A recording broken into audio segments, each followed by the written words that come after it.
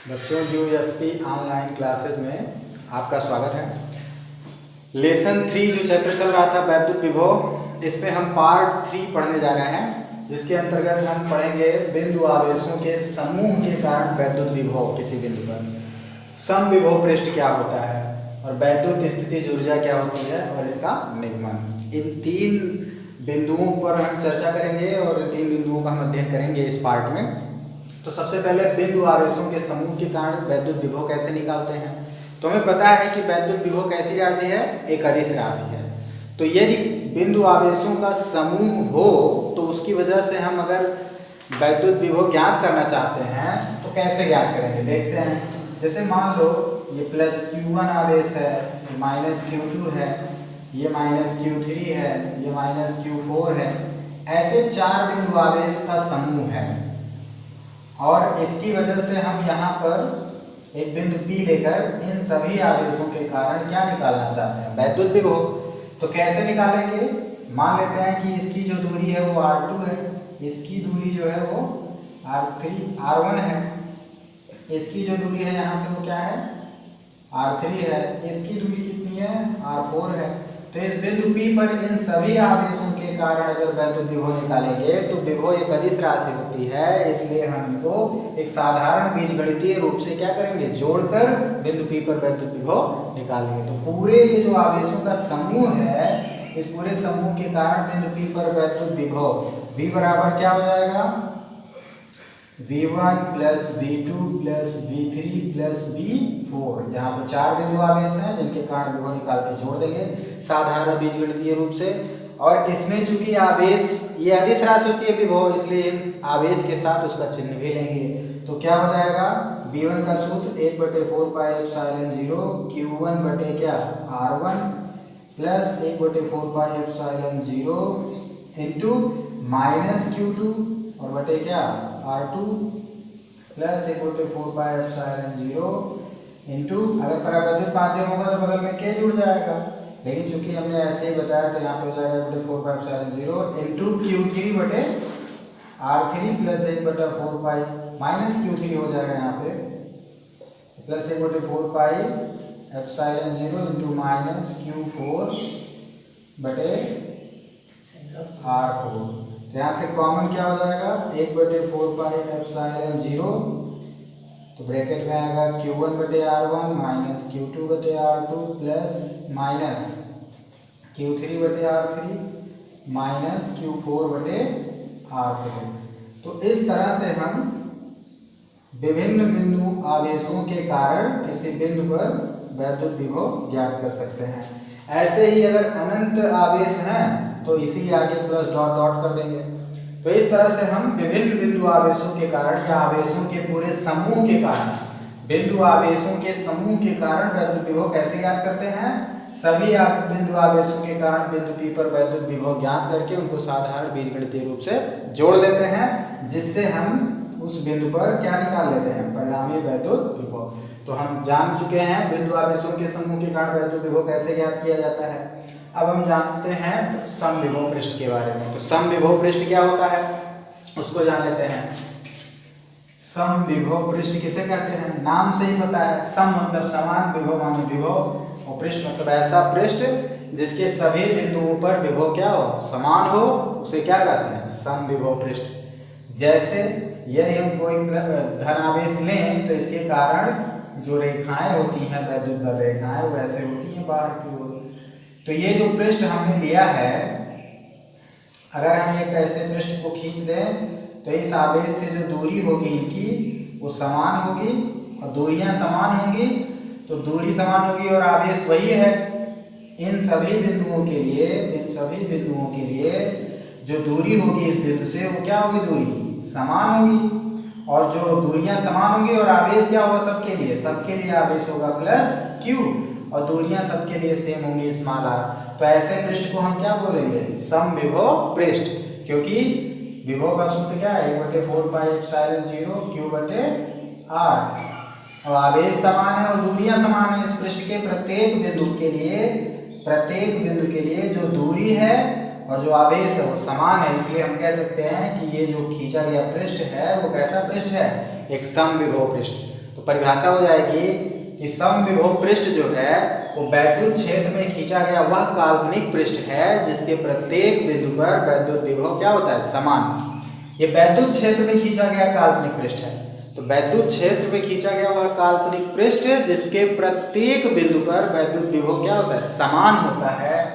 यानी यहाँ पर भी विभव भी, यहाँ पर भी v, यहाँ पर भी v, यानी ऐसा पृष्ठ, किसी वैद्युत क्षेत्र में खींचा गया ऐसा पृष्ठ जिसके प्रत्येक बिंदु पर विभव क्या होगा, समान होगा, वो क्या कहलाएगा, समविभव पृष्ठ। और इससे एक चीज हमें और पता चल जाती है कि समविभव पृष्ठ के अगर हम किसी दो बिंदु की बात करें तो उनके बिंदुओं के बीच विभवांतर क्या होगा, पता है, क्योंकि जो विभव यहाँ है वही विभव यहाँ है, तो इनका जो अंतर आएगा वो कितना आ जाएगा, शून्य। यानी हम कह सकते हैं कि समविभव पृष्ठ के किन्हीं दो बिंदुओं के बीच में विभवांतर हमेशा क्या होता है, शून्य होता है। ठीक है, तो हम ये दो चीजें पढ़ चुके हैं, बिंदु आवेशों के समूह के कारण वैद्युत विभव क्या होता है और समविभव पृष्ठ क्या होता है। आइए अब हम काफी इंपॉर्टेंट टॉपिक पढ़ने जा रहे हैं, वैद्युत स्थितिज ऊर्जा। ये बहुत इंपॉर्टेंट है, इस पर सवाल भी आते हैं बोर्ड परीक्षा में। तो वैद्युत स्थितिज ऊर्जा किसे कहते हैं, इसकी परिभाषा है दो अथवा दो से अधिक, चाहे दो आवेश हों या दो से ज्यादा आवेश भी हो सकते हैं, दो अथवा दो से अधिक आवेशों को अनंत से परस्पर समीप लाकर, अनंत से इन आवेशों को अनंत से परस्पर समीप लाकर इस पूरे निकाय की रचना करने में जो कार्य किया जाता है उसे ही हम इस पूरे निकाय की क्या कहते हैं, स्थिर वैद्युत स्थितिज ऊर्जा कहते हैं। तो परिभाषा क्लियर हो गई, दो या दो से अधिक आवेशों के, दो या दो से अधिक आवेशों को कहां से, अनंत से परस्पर समीप ला करके निकाय की रचना करने में जो कार्य किया जाता है वही पूरे निकाय की वैद्युत स्थितिज ऊर्जा कहलाती है।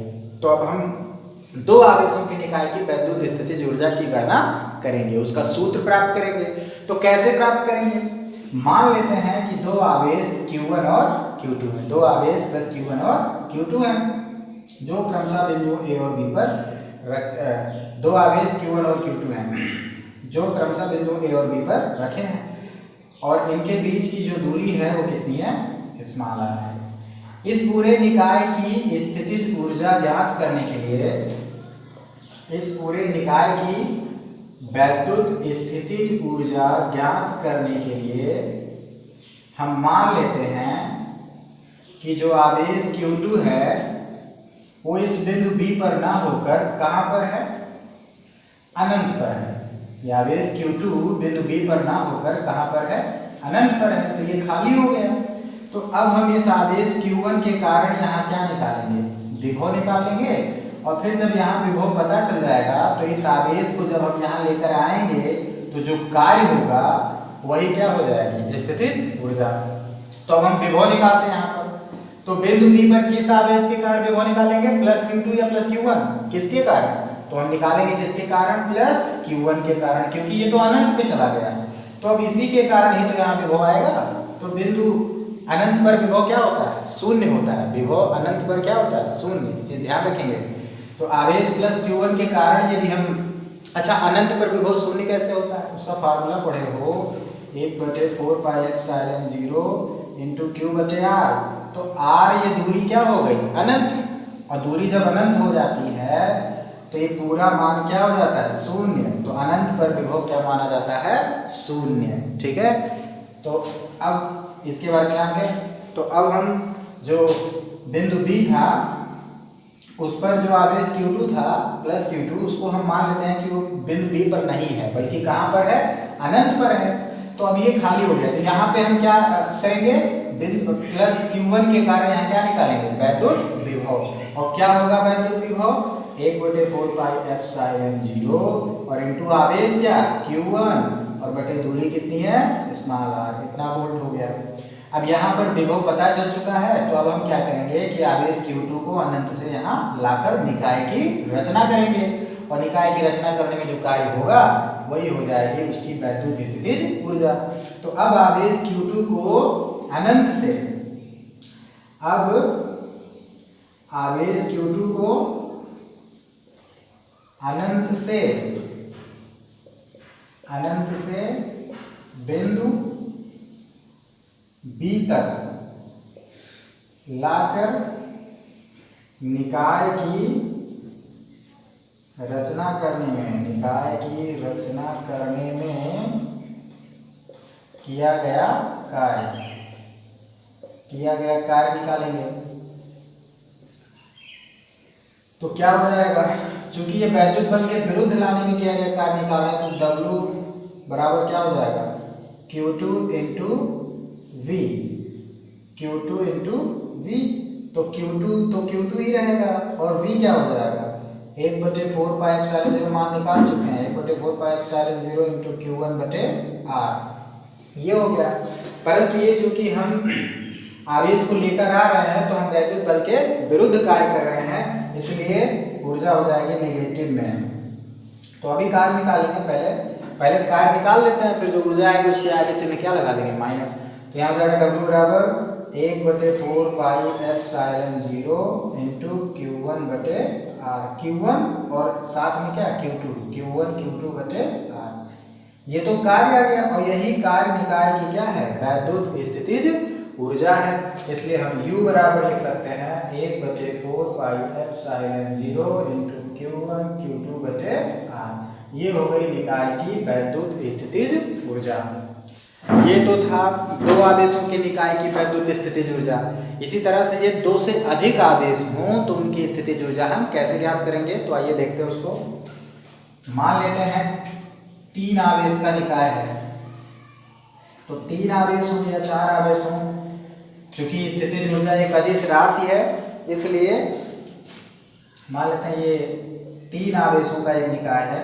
यहाँ Q1 है, यहाँ Q2 है, यहाँ Q3 है, और ये R1 है, ये R2, ये R3 है।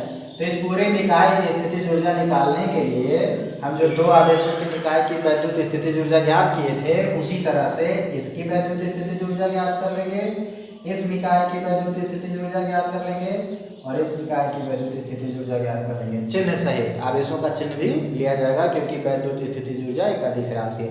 और फिर सबको बीजगणितीय रूप से क्या करेंगे, जोड़ देंगे और हमें पूरे निकाय की वैद्युत स्थितिज ऊर्जा प्राप्त हो जाएगी। तो पूरे निकाय की वैद्युत स्थितिज ऊर्जा U बराबर हो जाएगा U1 + U2 + U3, और सब में 1/4 पाई एप्सिलॉन 0 हो जाएगा कॉमन।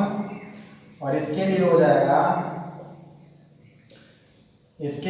पहले वाले के लिए Q1 Q2/R1 प्लस इसके लिए हो जाएगा Q1 Q3/R2 प्लस Q2 Q3/क्या हो जाएगा R3। इस तरह से हम इस 2 से अधिक निकाय की अगर वैद्युत स्थितिज ऊर्जा ज्ञात करना चाहते हैं तो इस तरह से ज्ञात कर सकते हैं। अब और भी अगर आवेश होते तो उनके अनुसार और भी आगे हम आवेशों के निकाय की वैद्युत स्थितिज ऊर्जा को ज्ञात कर सकते हैं। उम्मीद है आप लोगों को ये पार्ट समझ में आया होगा। अब कुछ 2-3 टॉपिक इसमें और बचे इस चैप्टर में, इसके बाद ये चैप्टर समाप्त हो जाएगा। तो वो 2-3 टॉपिक हम अगले पार्ट में अध्ययन करेंगे। धन्यवाद।